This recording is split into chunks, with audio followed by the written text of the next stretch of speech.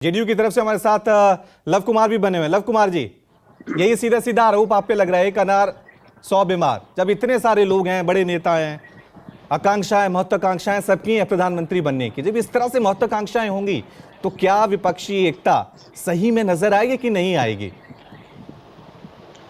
रवि ठाकुर जी, बहुत आसानी से विपक्षी एकता हो जाएगी। थोड़ा कठिन काम है सबको एक साथ लाना, इसमें कहीं दो मत नहीं है, लेकिन कठिन काम के ही माहिर तो माने जाते हैं नीतीश कुमार जी।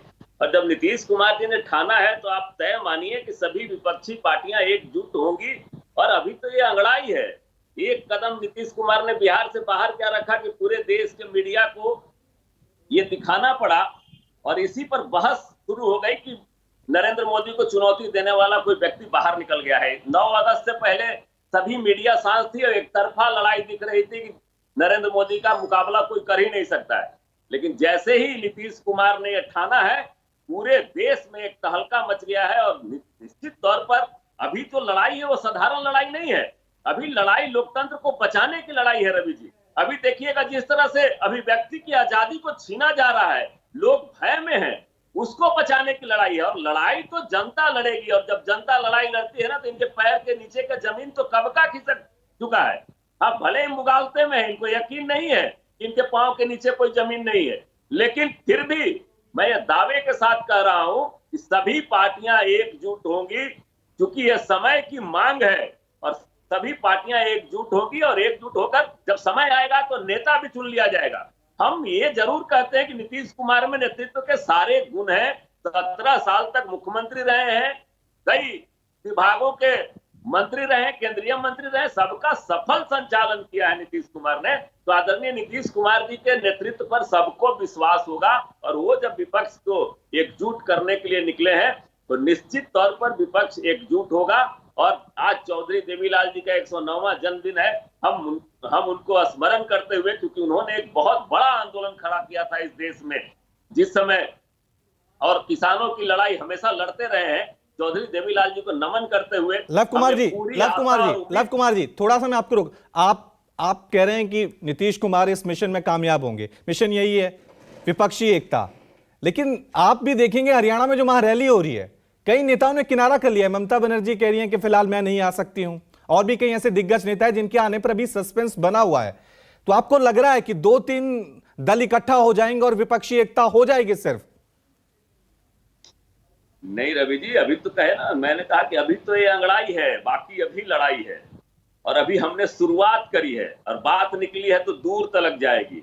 अभी तो शुरुआत हुई है। आज जितने दल वहां एकत्रित होंगे, उसके बाद सभी दलों से नीतीश कुमार जी बारी बारी से मिलेंगे और सभी जगह जाएंगे। अभी तो सिर्फ दिल्ली से एक हरियाणा का रास्ता तय हुआ, पूरा देश का रास्ता तय करना है। और सब लोगों से, क्योंकि ये समय की मांग है। ये किसी एक मैं नहीं आया तुम्हारे द्वार, पथ ही मुड़ गया है। आज सारा पथ ही इधर मुड़ गया है, और सभी लोग इसी पथ के राही हो गए हैं। क्योंकि जब हम नहीं इस अहंकारी सत्ता को हटाएंगे तो देश का विनाश हो जाएगा। रवि ठाकुर जी, जिस तरह से लोग सहमे हुए हैं, ठीक है, महंगाई कहां पहुंच गई, बेरोजगारी कहां पहुंच गई, आज रुपया कहां 81 के पार पहुंच गया।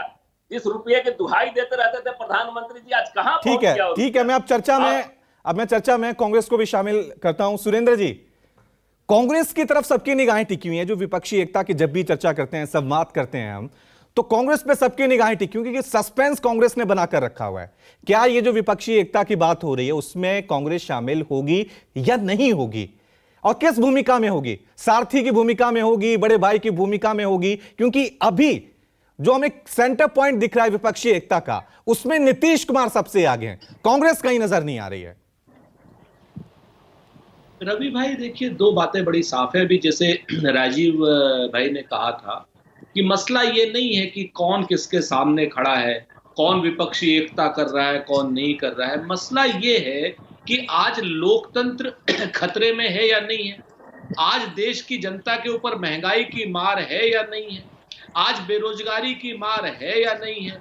सामने कौन खड़ा है इंपॉर्टेंट नहीं है, लेकिन उसके बाद भी भारतीय जनता पार्टी की अभिमानी सत्ता जिस तरीके से लोकतंत्र का मजाक उड़ाने में लगी हुई है, कह रहे वो लोग वोट दे देंगे, बाकी बनना तो मोदी जी को ही है, मोदी जी के सामने कोई नहीं है, मोदी जी है, मोदी जी वो, मोदी जी से मोदी जी ना हो गए महामानव हो गए।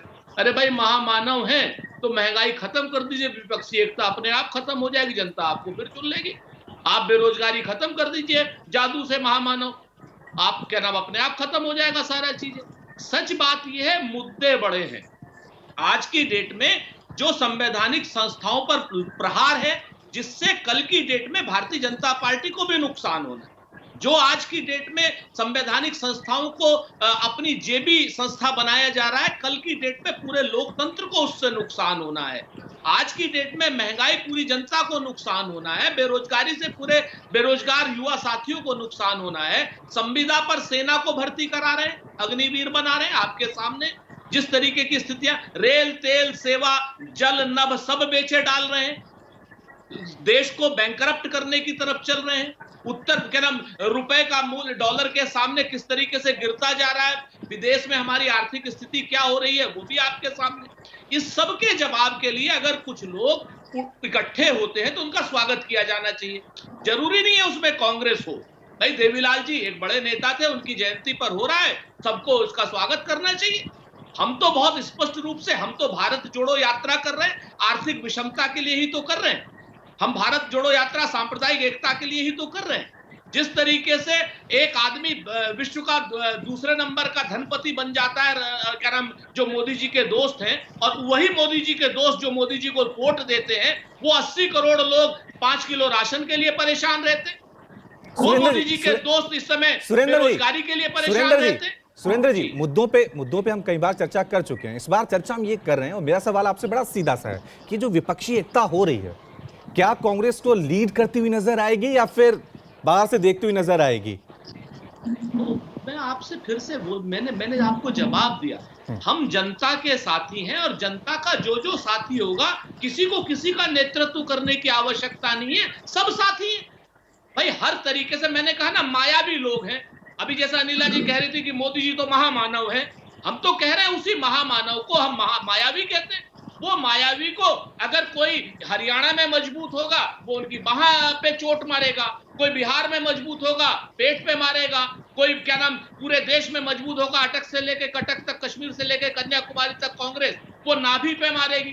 कल की डेट में हमें जनता को इन बुराइयों से छुटकारा दिलाना है। जो लोग जिसको कहते हैं कि संवैधानिक संस्थाओं पर कब्जा किए बैठे हैं, उनसे छुटकारा दिलाना है। तो सबके अपने अपने रोल है, इसमें साथी हैं सब, नेतृत्व करता कोई नहीं, जनता नेतृत्व करता है। जनता को अगर निजात चाहिए महंगाई से, बेरोजगारी से, संवैधानिक संस्थाओं पर जिस तरीके से आक्रमण हो रहा है उससे, सांप्रदायिकता से निजात चाहिए, तो निश्चित तौर पर जहां जहां जो जो मजबूत है उसको जनता और मजबूत करेगी। और जो मोदी जी के और मोदी जी के साथियों की एक अभिमानपूर्ण बात आ गई है, अभिमान तो रावण का भी नहीं रहा, तो इन लोगों का क्या रहेगा। अभिमानपूर्ण लोगों को इस समय सत्ता से हटाना एक प्राथमिक चुनौती है, वो सब लोग मिलकर के हटाएंगे। ठीक है, सब लोग मिलकर हटाएंगे, लेकिन भूमिका क्या होगी इस पर अभी स्पष्टता नजर नहीं आ रही है। राजीव, नमस्कार, मैं हूं मानक गुप्ता। अगर आपको हमारा ये वीडियो पसंद आया हो तो इसे लाइक और शेयर जरूर करें, और हां, हमें सब्सक्राइब और फॉलो करना ना भूलें ताकि आप देश और दुनिया की कोई खबर मिस ना करें। तो जुड़े रहिए हमारे साथ और देखते रहिए न्यूज़ 24।